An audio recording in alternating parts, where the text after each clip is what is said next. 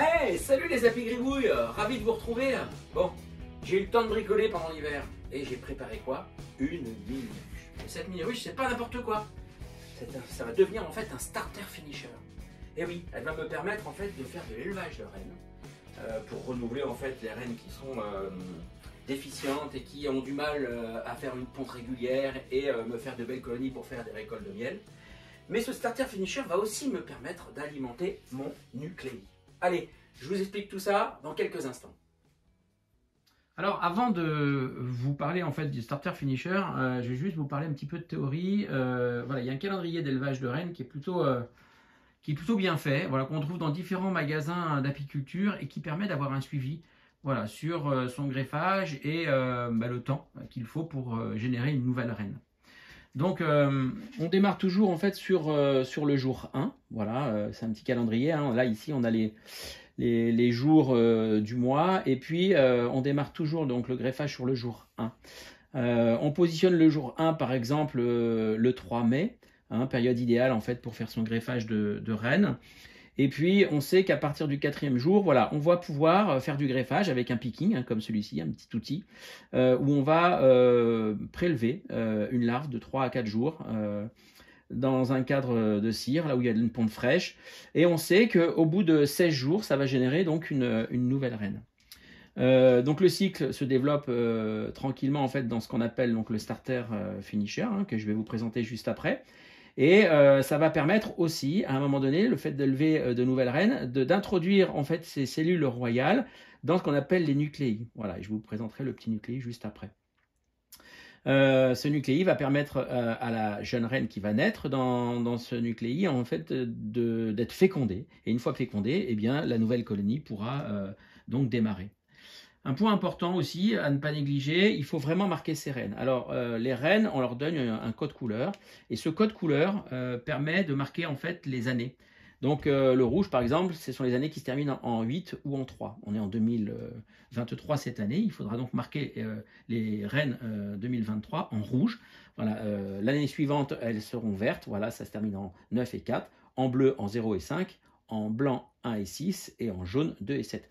Voilà, ce qui permet de connaître l'année de sa reine. Une reine peut vivre généralement de 3 à 5 ans. Il y a même eu un record sur 8 années, d'après ce qu'on lit dans les livres. Voilà, et ça permet surtout aussi de bien repérer sa reine dans une ruche. Quand il y a énormément d'abeilles, entre 50 000 et 70 000 abeilles, croyez-moi, c'est pas simple de repérer la reine. Et la reine, elle est précieuse. Donc, marquer cette reine permet à l'apiculteur d'aller rapidement la trouver, de l'isoler si besoin, et surtout de ne pas l'écraser quand on manipule la colonie. Voilà, j'en ai terminé sur cette partie théorique, mais elle me semblait intéressante, en tout cas, sur ce calendrier d'élevage de rennes.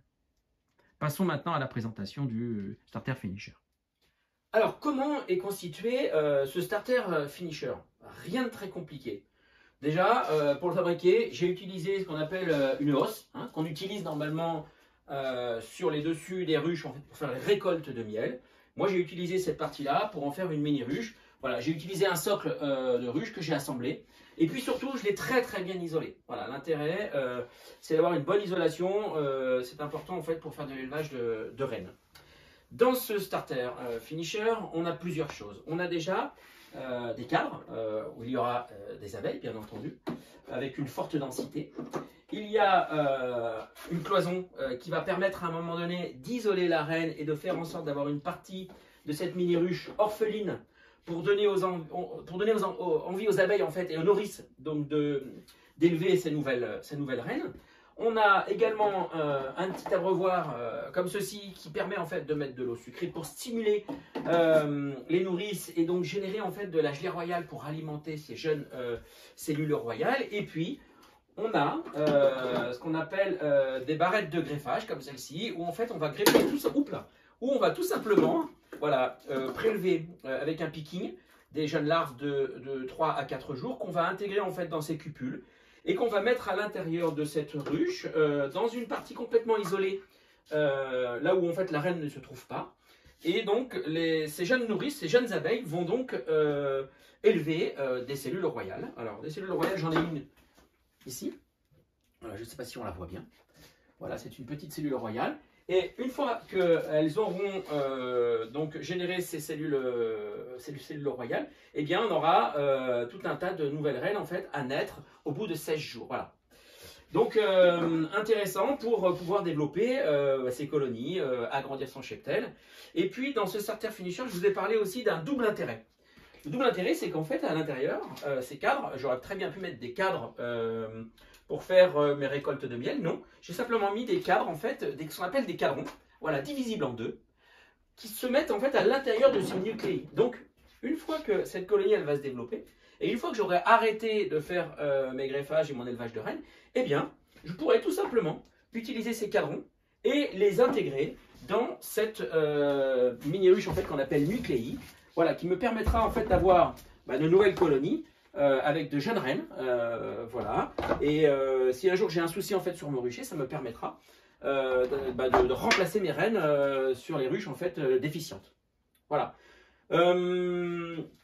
Quoi dire d'autre? Rien de plus. Voilà. Il y a aussi également sur ce starter finisher un couvercle très isolé, voilà, à mettre dessus. Écoutez, j'en ai profité cet hiver pour bricoler ça. Je vais le tester cette année. Voilà, croisons les doigts. Normalement, il n'y a pas de raison, ça devrait fonctionner. Allez, vous pouvez tenter aussi l'aventure. Et à bientôt pour une prochaine vidéo. Salut! Et pour finir, voilà, je vous présente ce livre, L'élevage de rennes de Gilles Fer, voilà, des éditions Rustica, voilà, que j'ai trouvé plutôt bien fait, bien illustré. Voilà, cet ouvrage peut peut-être vous aider dans votre propre greffage de rennes. Je vous dis à bientôt. Salut!